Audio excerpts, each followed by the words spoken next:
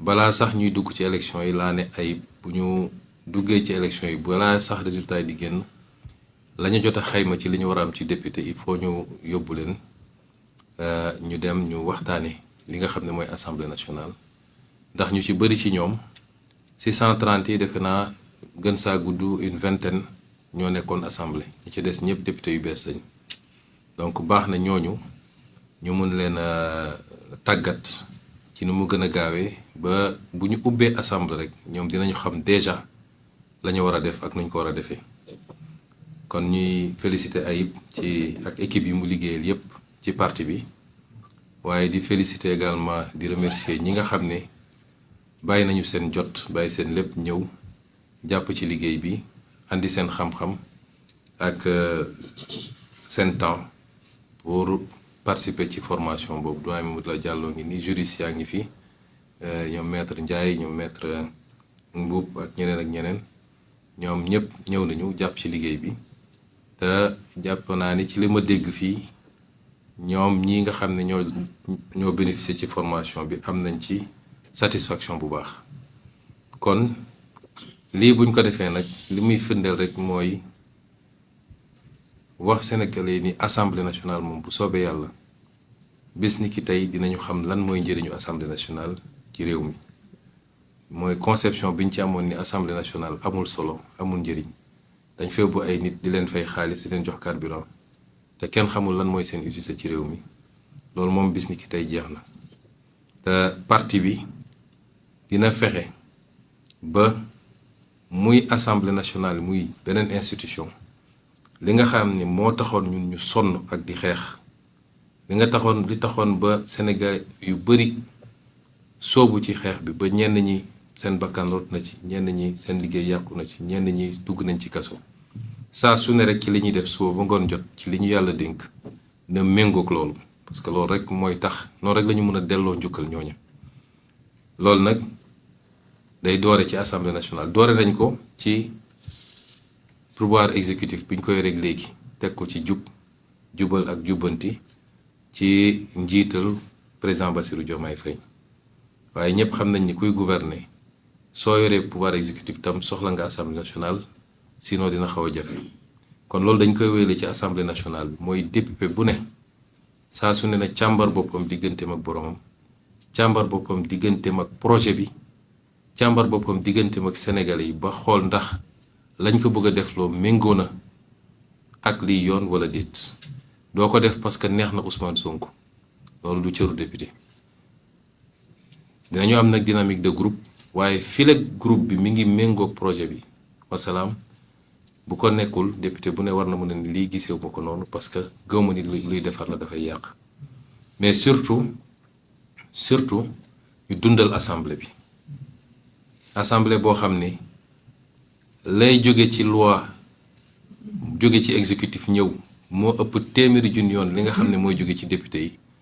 loolu firnde la yenn saa yi ni assemblée bi liggéeyut te assemblée bi it dafa war a dimbale nguur gi bu dee ñoo bokk parti politique assemblée dafa war a dimbale nguur gi mooy lépp loo xam ne cër bu ñu jox assemblée la mun a def ay questions écrites ay questions d'actualité pour leeral ay yenn mbir yi pour soññaat yenn kilifa yi muy ministre muy directeur général muy premier ministre loolu assemblée da ko war a def doon rôle boo xam ne rôle bu permanent la tekkiwul da nga bëgg a yoole ki nga bokkal parti waaye loolu moo tax ñu yóbbu la assemblée nationale te bu ko député yi defee dina wàññi njaqare bi citoyen bi mën a am parce que su citoyen bi amul information rek mën nañ ko fabriquer wala ñu jëlee ko feneen mais si l'assemblée fonctionne correctement dina am benn contradiction interne buy permettre nit ñi am la bonne information li ñu bëgg ci transparence ñu am ko parce que transparence bu amee rek citoyen bi xelam dina dal te su xelam dalee ci nguur gi lu ko nguur gi laaj mu fekk ko si soo gisee yu bari yu am suñu réew yi mooy citoyen bi dafa jàpp ni nit ñi dañ leen di nax ba falu bu ñu faloo ba pare tëj lépp mu def ko benn boîte ñoom xamuñu lu xew ñu naan leen milliards yi jaar na fi nit ñi lekk nañu lii nit ñi détourné nañu lii jaay nañu pétrole bi jaay nañu gaz bi mais tey assemblée nationale bu meloon ni mu war a mel coow bi ñu am ci pétrole ak gaz du fi am normalement te loolu yëpp ci seen rôle la kon bu ñu jàpp ni assemblée bi bokk na même coloration politique ak exécutif rek day ñëw nekk assemblée boo xam ne tàccu la fi nekkee ak nelaw ak yeewu sénégalais yi wóolu nañ leen pour yóbbu leen assemblée nekkal leen fi sénégalais yi balaa ngeen fi nekkal ma Samba ak ma Demba bu dee nag ñun ñëpp fexe nañu ka nekk exécutif ka nekk législatif ak ka nekk feneen bu ñu fexee ba ñoom ñëpp ñu nekkal fi sénégalais yi defe naa ànd bi day yomb rek et dinañu am résultat yi ñu bëgg kon ñu ngi leen di féliciter yéen ñëpp ci seen élection et remercier tous ceux qui ont contribué à l'organisation de ce séminaire. M. Aïb Dafé, le secrétaire général du parti, également élu, et toute l'équipe qui a travaillé avec lui. Je remercie également tous les participants, les formateurs, le doyen Mamadou Lamine Diallo, tous ceux qui ont animé des modules et qui ont permis aux élus, en cas de bénéficier d'un premier jet de formation qu'ils semblent avoir tous beaucoup apprécié sur toutes les thématiques relatives à l'Assemblée nationale, l'installation du bureau et des autres organes de l'Assemblée nationale, le vote de la loi de finances, le contrôle de l'action du gouvernement, la haute cour de justice. Toutes les questions ont été traversées et ce n'est qu'une première formation qui sera suivie, Inch'Allah, régulièrement d'autres séances de formation. Si on a fait ça, c'est pour mettre l'accent dès l'entame sur l'importance que nous accordons à cette institution qui me semble être centrale, me semble être le poumon de la vie démocratique d'un pays. Et c'est pourquoi j'avais dit d'ailleurs dans le débat qui avait été agité sur le statut du chef de l'opposition que c'est la représentation parlementaire qui, en principe, doit déterminer le statut du chef de l'opposition, parce que le débat politique se tient de manière continue, au-delà des élections à l'Assemblée nationale. Et nous considérons que l'Assemblée nationale doit enfin être rehaussée au niveau qui devait être le sien depuis très longtemps, indépendamment de l'identité, de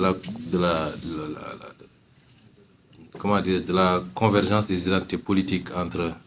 des colorations politiques entre l'Assemblée nationale et l'exécutif. Le député est avant tout un député du peuple. Et même dans cette configuration-là, le député est là pour servir un projet, le projet que nous avons tous en commun et pour lequel nous sommes beaucoup battus. Et je pense que les députés ici présents comprennent très bien cet enjeu et sauront être fidèles à ce projet,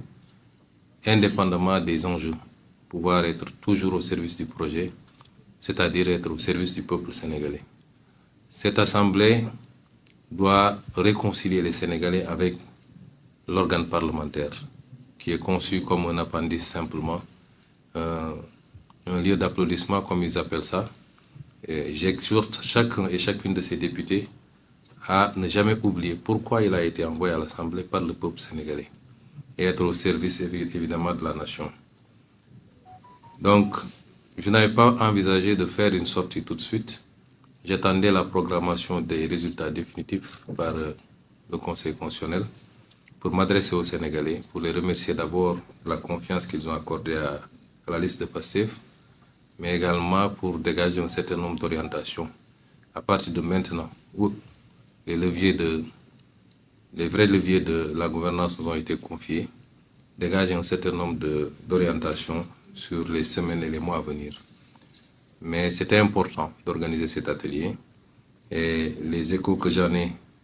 qui sont rapportés par l'ensemble des députés, mais également par ceux qui ont animé ces différentes sessions,